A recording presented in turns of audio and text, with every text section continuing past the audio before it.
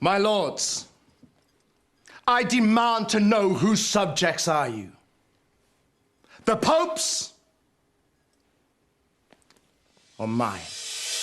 Jonathan Rhys Meyers returns as King Henry VIII in the second season of the triumphant Showtime original series, The Tudors. I'm the King of England! This time, he calls all the shots. He's gotten rid of all his whipping boys. Even though in the first season he didn't suffer fools easily, he suffers them less now. This season he is now wanting to be head of state, also wants to be head of the church. He wants to have his own way and his own rule. He's becoming a man and is finding his stride and his confidence. The stakes are so much higher. He's taken so much control of his own kingdom now that he very, very much is the boss.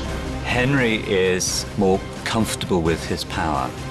And of course, it means in the end that he becomes tyrannical. A tyranny that spares no one, not even those closest to his heart. Everything that's happening to Henry is happening to Anne, too. She's in the midst of the crucible with Henry this time. She's right by him. I've already given instructions for Katherine to leave. Do you mean it? Charles needs to temper his emotions and his feelings. He doesn't like Anne. He hates Anne. He hates the Boleyns. Are you really going to marry Mistress Boleyn? But feelings are feelings, and surviving and politics are another. The big thing for Katherine, she's told that she can no longer call herself the Queen. And that's one of the biggest blows for her. You know my rightful place is by your side. And she refuses to accept that. And Henry refuses to accept anything but a divorce, which leads to a showdown with Pope Paul III, played by the incomparable Peter O'Toole. What of this girl, this Putain, the king's whore? Why doesn't someone just get rid of her? It was Pope Paul III, indeed, who excommunicated in the 1500s and the 1530s. It was more than just a ticking off. You were separated from God, separated from communion, which was an enormous blow. He can do what he likes in Rome. I shall do what I like here. He's fighting a battle for the soul of his country. Is it going to be a borough of Rome, or is it going to be an empire?